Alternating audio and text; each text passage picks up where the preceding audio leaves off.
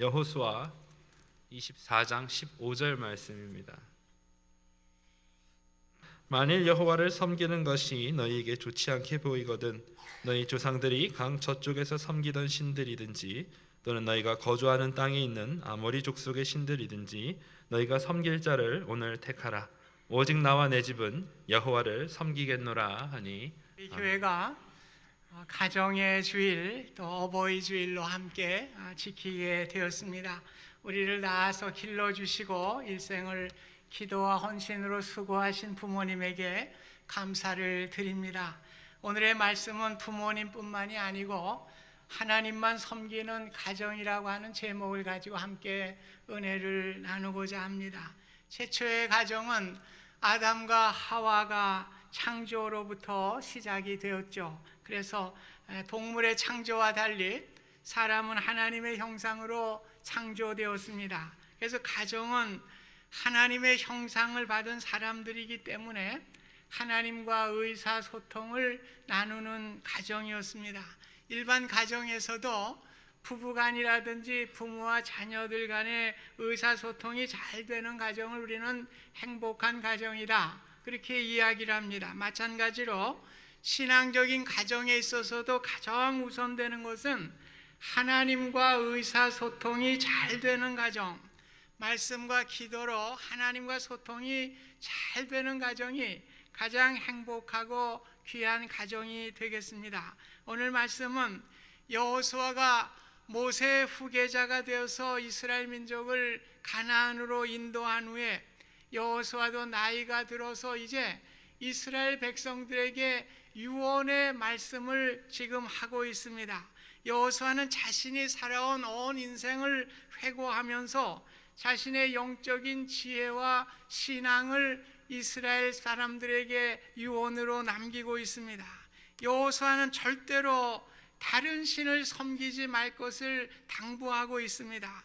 그들이 살고 있는 가나안 지역은 황금, 만능, 쾌락을 추구하는 사람들이 살고 있었던 지역이었습니다. 요즘도 황금이면, 물질이면 무엇이든지 다 이룰 수 있고 물질의 번영으로 쾌락을 목적으로 살아가는 우리의 시대상을 볼 수가 있습니다. 그렇기 때문에 여호수아가 살았던 가나안 땅이나 요즘에 우리가 살고 있는 이 땅이나 다를 바가 없다고 하는 것을 우리가 깨닫게 됩니다. 물질이 많은 것을 내게 행복을 줄 수 있을 것 같이 생각하지만은 종국에는 영혼을 파괴하고 멸망의 길로 갈 수밖에 없음을 우리에게 경고해 주고 있습니다. 그래서 오늘 본문에서 만일 여호와를 섬기는 것이 너희에게 좋지 않게 보이거든 너희가 섬길 자를 오늘 택하라. 오직 나와 내 집은 여호와를 섬기겠노라, 이렇게 선언하고 있습니다. 비록 문화가 물질과 쾌락의 우선주의로 살아간다고 할지라도 나와 내 가정만은 여호와만을 섬기는 가정이 되겠다. 그래서 이러한 것을 이스라엘 백성들에게 유언으로 남기게 된 것입니다. 유언은 남기는 사람이 최고의 인생의 엑기스를 전하는 것이죠. 필요 없는 얘기는 안 해요. 유언을 할 때는 꼭 필요한 것을 남기게 되는 것입니다. 여호수아는 생전에 하나님만 섬기게 될 때에 홍해가 갈라지게 되고 만나와 메추라기로 먹여주시고 불기둥과 구름기둥으로 인도해 주시면서 주변의 적들을 물리쳐 주시는, 그래서 하나님께서 가나안 땅으로 인도해 주신 하나님을 잘 알기 때문에 오늘 하나님만 섬기는 가정이 될 때에 하나님의 축복이 임하게 되는 것을 알고 있었기 때문에 너희들은 하나님만 섬기는 가정이 되어야 할 것을 유언으로 남기게 된 것입니다. 다윗도 그의 파란만장한 인생을 살다가 마지막 솔로몬에게 유언을 남기게 됩니다.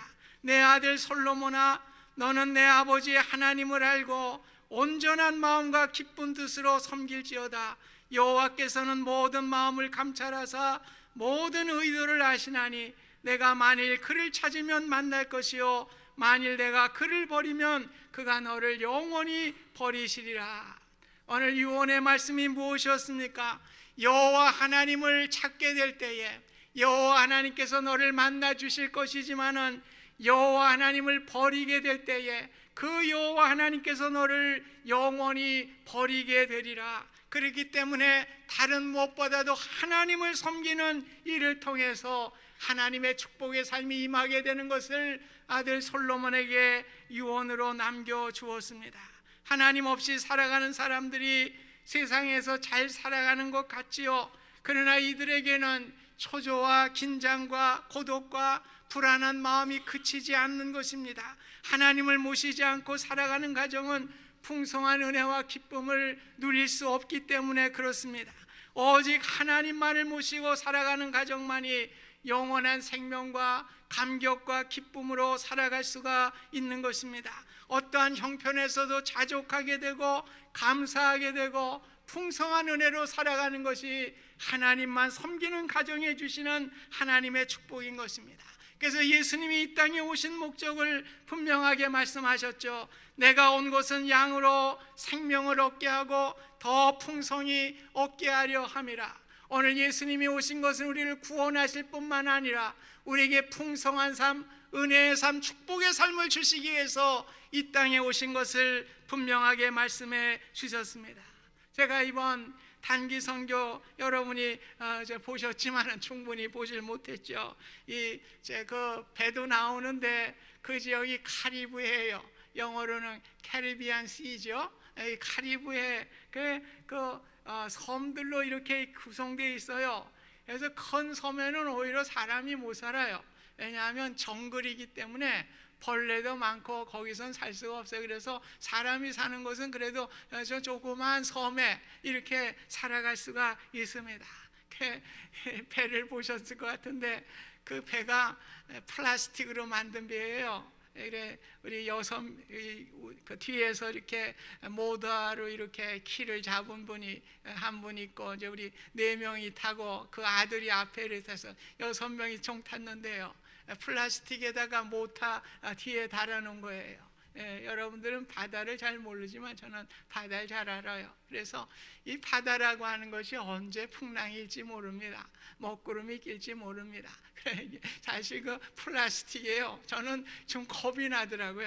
아는 사람이 겁나는 거예요. 모르는 사람은. 그런데 신나죠. 여러분, 카리브해에서 배를 탔다.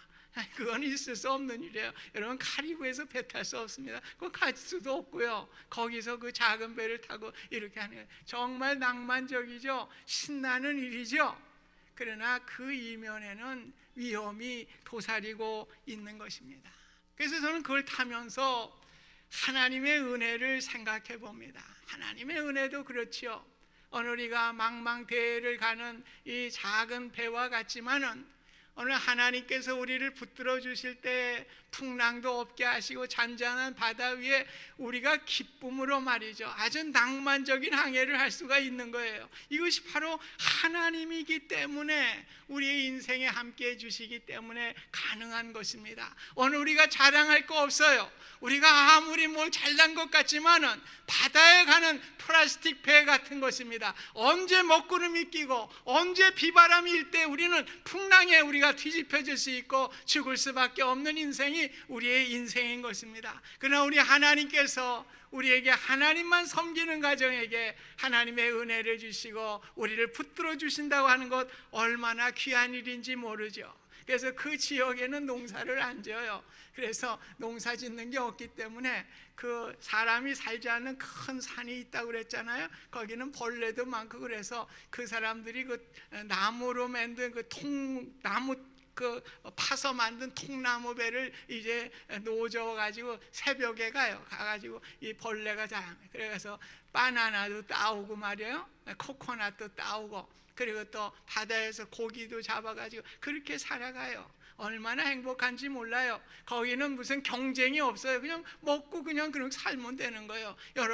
여러분들이 행복한 줄 아십니까? 천만의 말씀이에요. 그분들이 더 행복해요. 그분들이 정말 행복하게 살아요. 그러니까 우리는 몰라가지고 그분들에게 문명에 뭘 주겠다, 아이고, 그 행복을 다 파괴시키는 일이죠. 오늘 우리 고 선교사님이 그 일을 감당하는 것은 인디안의 지도자를 세우고 거기에 구원의 은혜를 주셨어요. 되어서 오늘 구원과 영생을 얻는 그 일을 위해서 그 일을 감당하고 있다고 하는 것을 보게 되는 것입니다. 오늘 우리는 그 일을 위해서 이 땅에 우리를 보내주신 줄 믿습니다. 오늘 세상은 문화예요. 가수가 새로운 노래를 불러서 히트를 치거나 또 패션 디자이너가 뭐 아름다운 패션의 옷을 만들고 히트게 치게 될 때 그 당분간 유행을 하게 되죠. 그래서 그 자리를 잡아가게 되는 것입니다.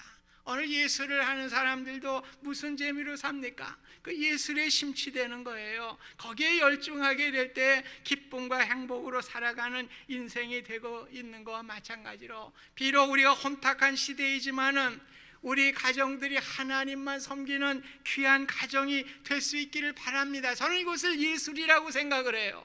오늘 예술가가 예술을 하듯이 오늘 예수 잘 믿는 것이 바로 우리의 예술이에요. 얼마나 재밌겠어요? 얼마나 멋있겠어요? 이렇게 우리가 살아가게 될 때에 우리의 신앙도 유행을 만들게 되는 것입니다. 우리의 신앙도 파급 효과를 마주오게 되는 것입니다. 그래서 우리 세상을 변화시키는, 패션을 변화시키는 이러한 일이 신앙 가운데도 일어날 줄로 믿습니다. 오늘 아브라함을 우리는 믿음의 조상이요 축복의 근원이라고 그렇게 이야기를 하죠. 그런데 아브라함을 통해서 하나님이 주신 말씀 보면 창세기 18장 19절에 보면 내가 그로 그 자식과 권속에게 명하여 여호와의 도를 지켜 공의와 정의를 행하게 하려고 그를 택하였다.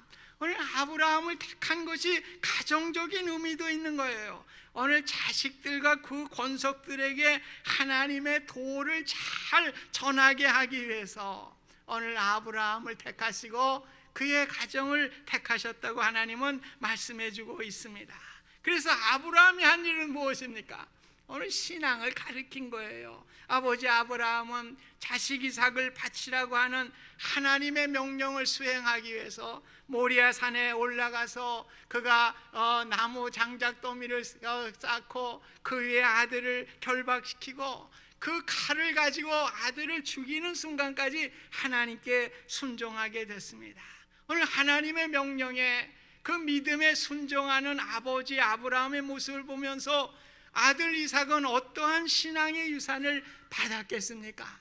오늘 그 아버지의 신앙을 받을 수밖에 없는 것입니다. 오늘 믿음의 조상 아브라함의 가장 귀한 일은 아들 이삭에게 실제적인 믿음의 삶을 보여줌을 통해서 믿음을 전수하게 하고 그 가정을 통해서 믿음의 가계를 이루게 되는 놀라운 축복을 이룬 줄 믿습니다. 이러한 전통 가운데 이스라엘 가정에게 주신 것이 신명기 6장 4절에서 9절에 기록한 쉐마의 내용입니다. 쉐마의 핵심적인 내용은 4절 5절에 있어요. 이스라엘에 들으라, 우리 하나님 여호와는 오직 유일한 여호와시니 너는 마음을 다하고 뜻을 다하고 힘을 다하여 내 하나님 여호와를 사랑하라 말씀하고 있습니다. 그 6절에 보면요, 하나님의 말씀을 먼저 부모의 마음에 새기라고 되어 있습니다. 그러면서 부지런히 자녀들에게 가르치라고 말씀하고 있습니다. 오늘 부모의 마음에 새겨져야 돼요. 오늘 우리의 복음이 새겨져야 되는 거예요. 그저 뭐 귀로 듣고 나가서 예수 믿으면 구원받지, 그거 아니요. 오늘 그것이 우리 가슴팍에 마음판에 새겨져야 되는 거예요. 오늘 바울이 어떤 복음을 정했습니까? 바울 당시에는 신약 성경이 없었어요. 그래서 나의 복음을 전한다고 그랬거든요. 나의 복음이 뭐예요? 가슴에 느껴진, 내 가슴에 새겨진 그 구원의 복음을 내가 전한다고 말씀을 한 것입니다.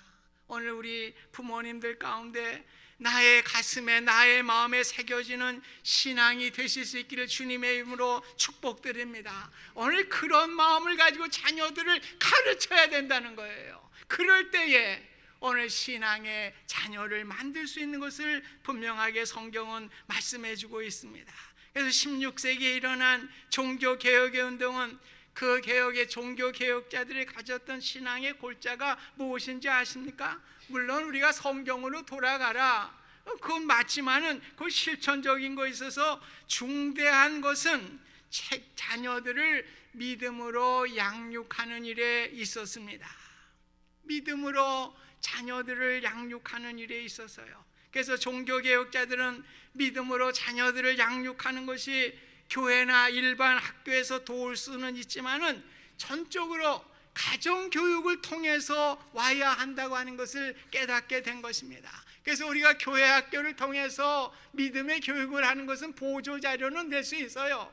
그러나 우리 핵심적인 것은 오늘 부모의 신앙을, 믿음을 자녀들에게 전수하게 될 때에 오늘 자녀가 믿음을 갖게 되는 것입니다. 그래서 종교개혁자들은 가정을 교회와 같이 거룩한 모임으로 생각을 했어요. 그래서 가정을 귀하게 여겼습니다.